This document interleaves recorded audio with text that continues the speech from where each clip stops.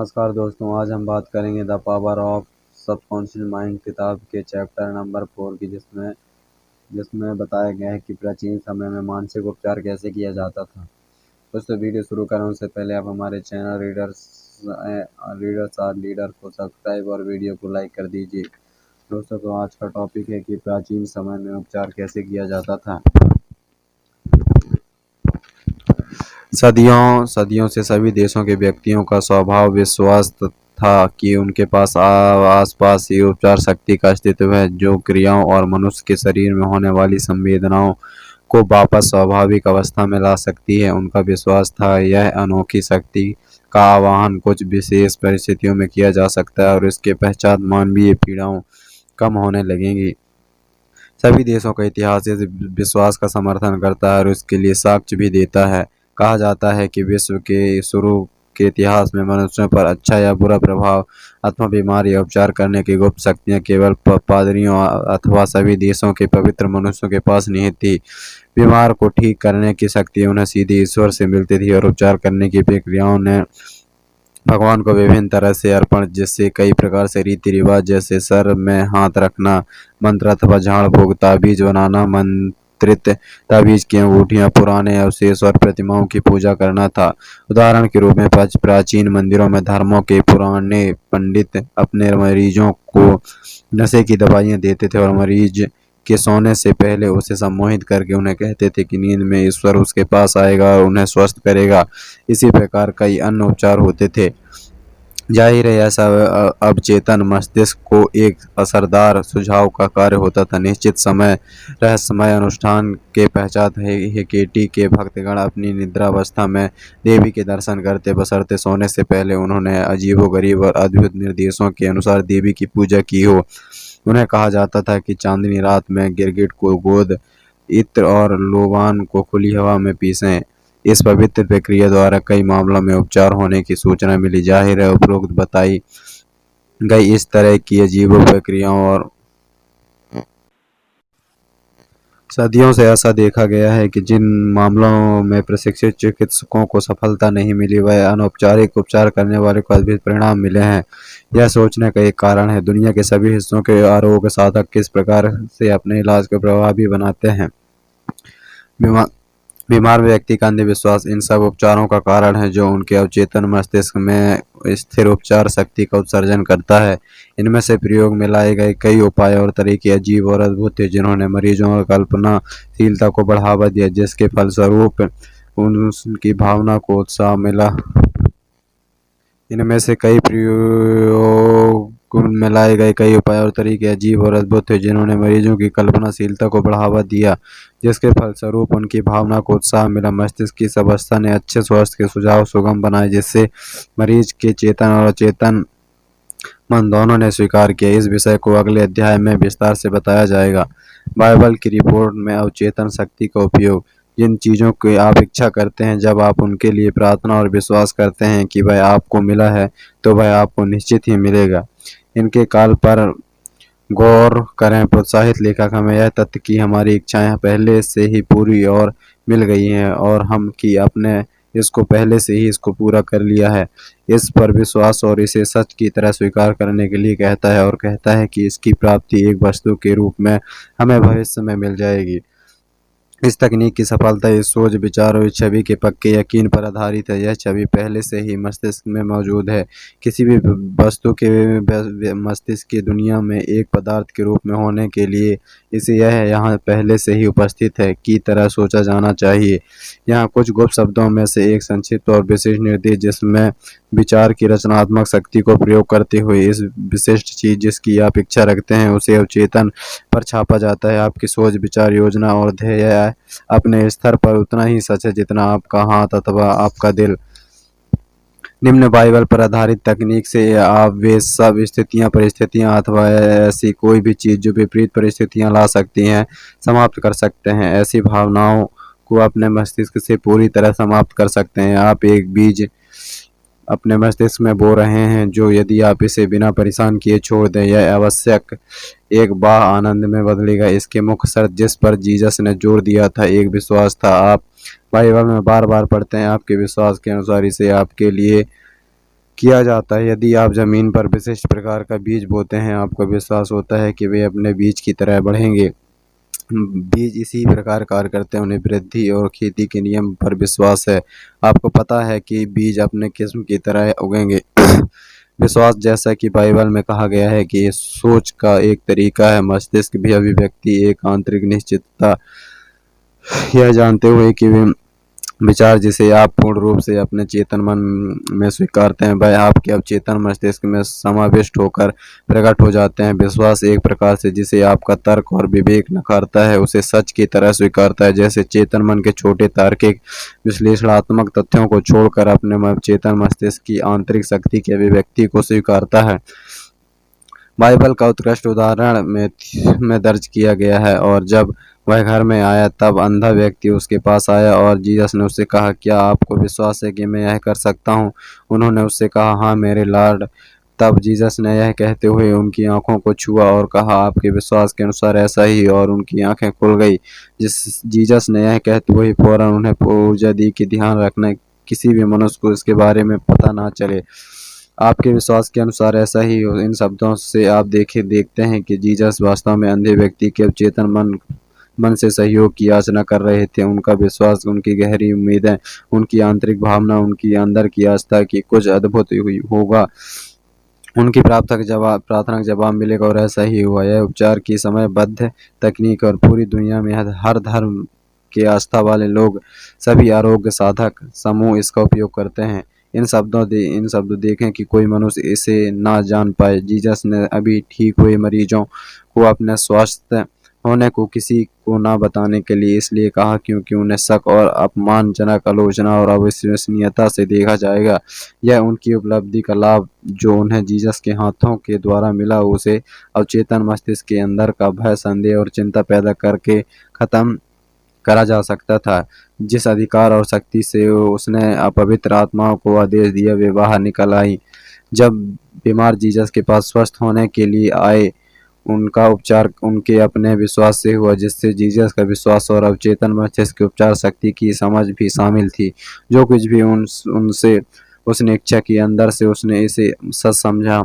वह और वे लोग जिन्हें सहायता की जरूरत थी, वह सब सार्वभौमिक वस्तुपरक मस्तिष्क के अंदर थे, और उसके शांत आंतरिक ज्ञान और उपचार शक्ति के दृढ़ विश्वास ने मरीजों के अवचेतन में नकारात्मक विनाशकारी स्वरूप को बदल दिया। परिणामी स्वरूप आंतरिक मानसिक बदलाव की स्वचालित प्रतिक्रिया थी। उसका आदेश उस मरीज के अवचेतन मस्तिष्क को की गई याचना थी, साथ ही उसके अधिकार पूर्वक बताए गए शब्दों पर अवचेतन मस्तिष्क की प्रतिक्रिया के लिए उसकी जागरूकता, अनुभूति और पूर्ण विश्वास भी था। विश्व के विभिन्न धार्मिक स्थलों पर चमत्कार। यह एक प्रमाणित तथ्य है कि पूरे विश्व के सभी पवित्र स्थलों जैसे भारत, जापान, यूरोप और अमेरिका में उपचार होते रहे हैं।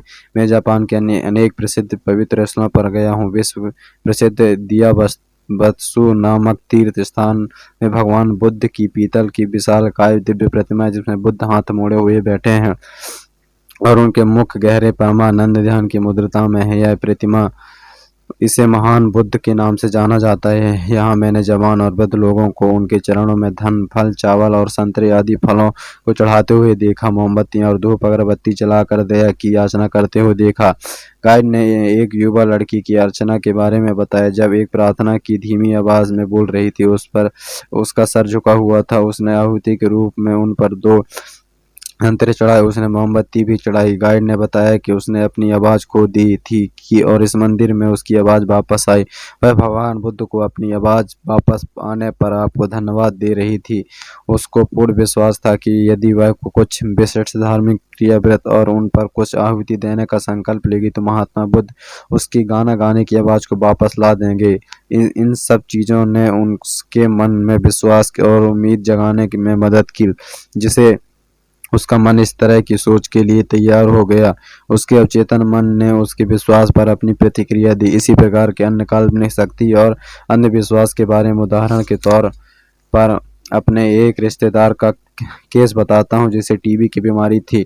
उसके फेफड़े बुरी तरह बीमार थे। उसके बेटे ने अपने पिता को ठीक करने का निर्णय लिया। वह पश्चिमी ऑस्ट्रेलिया पर्थ में आया जहाँ उसके पिता रहते थे और उसने कहा कि वह एक साधु से मिला था जो यूरोप में किसी एक इलाज के लिए प्रसिद्ध मंदिर से वापस आया था। उस साधु ने उसे एक असली क्रास का टुकड़ा बेचा। उसने साधु को इसलिए डॉलर में बराबर रकम दी। उसी युवक ने वास्तव में एक किनारे पड़े लकड़ी का टुकड़ा उठाया था। उसे लेकर वह एक जोहरी के पास गया और उसे एक अंगूठी में जड़वा दिया जिसे वह असली लगे। उसने अपने पिता को बताया कि यह लोग अंगूठी या क्रॉस को छूकर निरोग हो गए हो थे। उसने अपने पिता की उत्सुकता इतनी जगाई कि उसके पिता ने उससे वह अंगूठी छीन ली और उसे अपनी छाती पर रख कर मन ही मन प्रार्थना की और सो गया। सुबह वह एकदम ठीक हो गया था। सभी क्लिनिक में किए गए परीक्षणों ने उसे रोग मुक्त दिखाया। यह तो आप जानते ही हैं कि यह सड़क के किनारे पड़ा लकड़ी का टुकड़ा नहीं था, उसने उसे रोग मुक्त किया। डस्की गहन कल्पनाशीलता और पूर्ण रूप से स्वस्थ होने का आत्मविश्वास और उम्मीद जो उसके निरोग होने का कारण बना। कल्पनाशीलता ने विश्वास अथवा विषय वस्तु के एहसास के साथ मिलकर इसको कर दिखाया। पिता को पुत्र द्वारा उस पर अपनाई गई इस चालाकी का कभी पता नहीं चला। यदि उसे पता चलता तो शायद उसे यह बीमारी फिर से हो जाती। वह भविष्य में भी स्वस्थ और निरोग रहा और 15 वर्ष बाद 90 वर्ष की उम्र में अपनी स्वाभाविक मौत मरा। उपचार का सार्वभौमिक सिद्धांत है। यह जग जाहिर तथ्य है कि सभी विभिन्न प्रकार से किए जाने वाले उपचार संस्थानों की अभूतपूर्व विशेषता है। स्पष्ट निष्कर्ष जो आपके दिमाग में आता है वह यह है कि जरूर कोई एक आधारभूत सिद्धांत होगा जो इन सब में समान रूप से मौजूद है। उसका नाम है अवचेतन मन और उपचार की प्रक्रिया है विश्वास। निम्न आधारभूत सत्य और एक बार फिर से क्रम से अपने मन में याद करेंगे।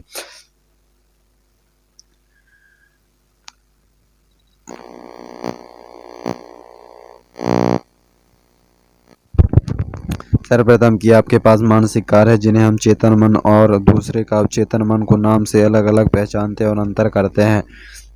दूसरा कि आपका अवचेतन मन हमेशा सुझाव की शक्ति के अनुसार चलता है और यह भी कि आपका अवचेतन सभी कार्यों परिस्थितियों और आपके शरीर की सभी संवेदनाओं को नियंत्रित करता है।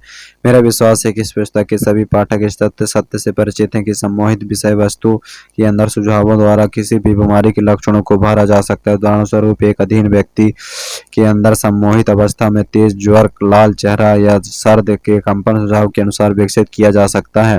परीक्षण के तौर पर आप किसी व्यक्ति को सुझाव दें कि उसके लकवा मार गया है और वह चल नहीं सकता, तो ऐसा ही होगा। आप एक पानी से भरे प्याले को सम्मोहित व्यक्ति के नाक के नीचे यह कह कर लगाएं कि यह मिर्ची से भरा है और इसे सूंघो, वह छींकने लगे। आपको क्या लगता है कि वह क्यों छींकने लगा? कि पानी में कारण अथवा सुझाव के कारण? यदि एक व्यक्ति कहता है उसे चारे की घास से एलर्जी है तो आप एक कृत्रिम फूल अथवा एक खाली गिलास उसकी नाक के आगे रखें जब वह सम्मोहन अवस्था में हो और उससे कहें कि यह चारे की घास है। वह उसी तरह से लक्षण दिखाएगा जो उसे चारे की घास से होती है। यह दर्शाता है कि रोग का कारण मस्तिष्क के अंदर है। रोग का उपचार भी मानसिक रूप से हो सकता है और प्राकृतिक चिकित्सा पद्धति के द्वारा और विश्व के सभी धार्मिक संस्थाओं द्वारा अद्भुत उपचार होते हैं। लेकिन यह जाहिर है कि इन सभी उपचारों में रोगी के स्वस्थ होने की मुख्य वजह चेतन मन है, वही अकेला आरोग्य साधक भी है। ध्यान दें कैसे सब सेव करते समय आपके चेहरे का घाव ठीक होता है। इसे पता है यह कैसे ठीक होगा?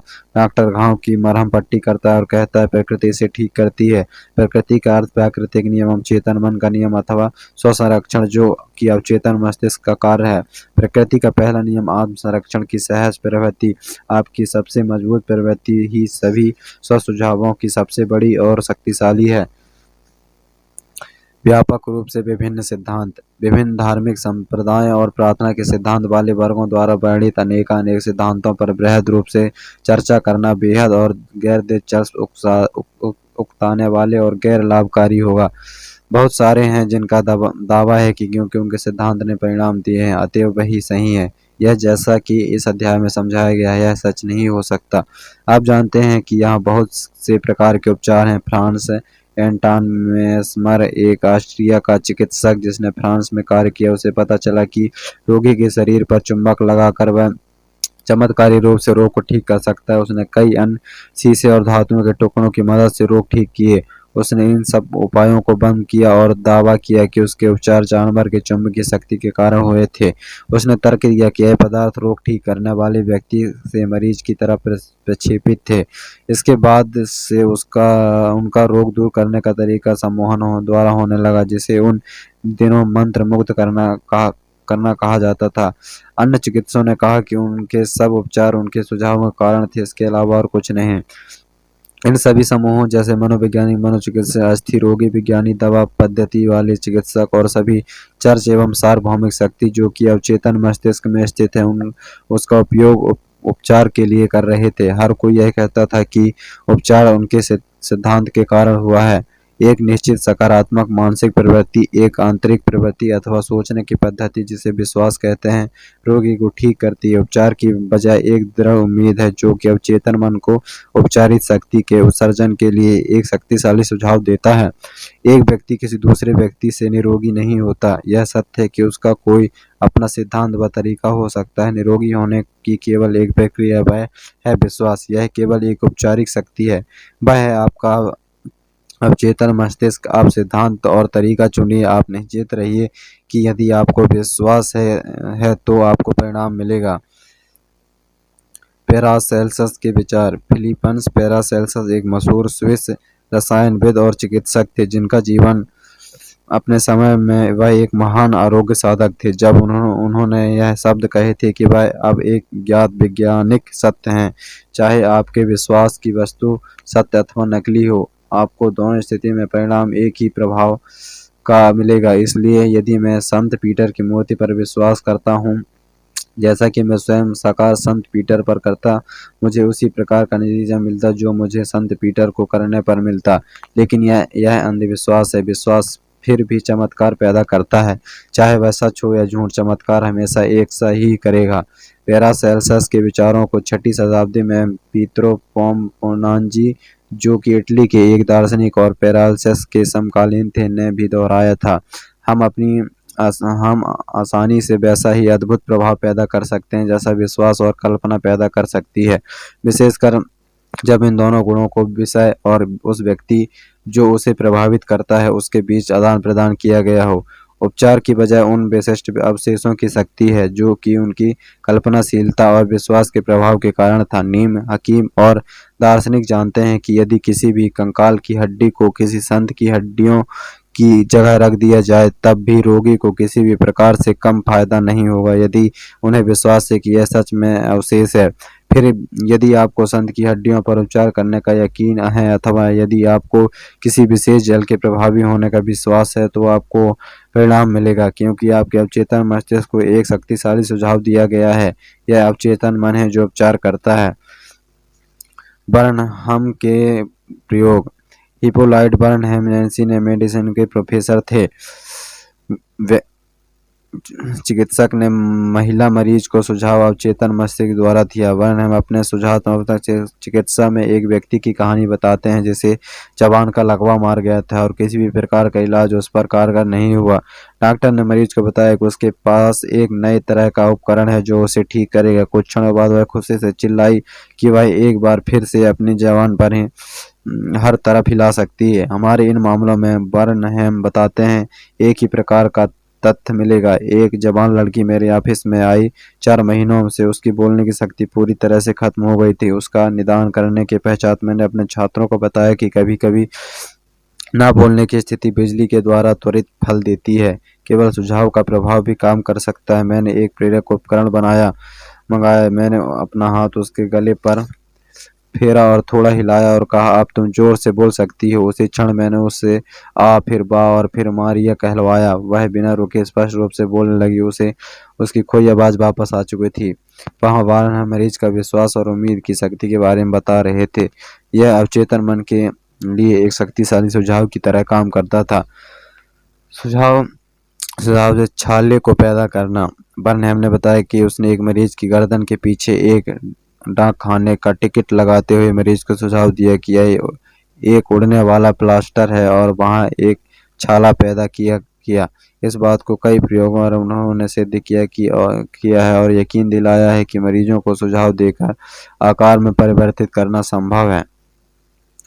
खूनी वर्तिका का कारण। हडसन द्वारा लिखित पुस्तक मानसिक घटना के नियम के हडसन कहते हैं कि नक्सीर और खूनी वर्तिका को कुछ विषयों पर सुझावों द्वारा प्रेरित किया जा सकता है। डॉक्टर एम बोधवाधीन व्यक्ति को निद्रा भ्रमण विषय की स्थिति में लाए और उसे निम्न सुझाव दिए। आज दोपहर के 4 बजे सम्मोहन के बाद तुम मेरे ऑफिस आओगे, आराम कुर्सी पर बैठोगे, अपने हाथ क्रॉस स्थिति में अपनी छाती पर रखोगे और तुम्हारी नाक से खून बहने लगेगा। दिए समय पर उस युवक ने दिए गए निर्देश के अनुसार किया। उसकी नाक के बाएं छेद से खून की कई बूंदें निकली। किसी दूसरे अवसर पर उसी अन्वेषक ने मरीज का नाम उसके दोनों हाथों पर एक उपकरण की नोक से अंकित किया। फिर जब वह निद्रा भ्रमक विषय स्थिति में था उसने कहा, आज दोपहर 4 बजे तुम सो जाओगे और तुम्हारे हाथ की उन लाइनों जिन्हें मैंने लिखा है उस पर तुम्हारा नाम खून से लिखा दिखेगा। उस पर 4 बजे तक ध्यान रखा गया और देखा कि वह सो गया है। उसके बाएं हाथ में उसका नाम साफ साफ लिखा देखा गया और वहां कई जगह पर खून लगा हुआ था। अक्षर 3 महीने बाद तक दिखते रहे और फिर वे धीरे धीरे हल्के हो गए। निम्न उदाहरण स्पष्ट रूप से पहले बताए गए 2 आधारभूत तथ्यों को सही साबित करता है। वह है अवचेतन मन कार्य संवेदनाओं और शरीर की स्थिति पर अभ्यास करता है। उपरोक्त घटनाओं अत्यंत सजीव रूप से नाटकीय साधारण स्थितियों जो सुझावों से उत्प्रेरित होती हैं, स्पष्ट रूप से साबित करती हैं कि जो कुछ मनुष्य अपने दिल में सोचता है वैसा ही होता है।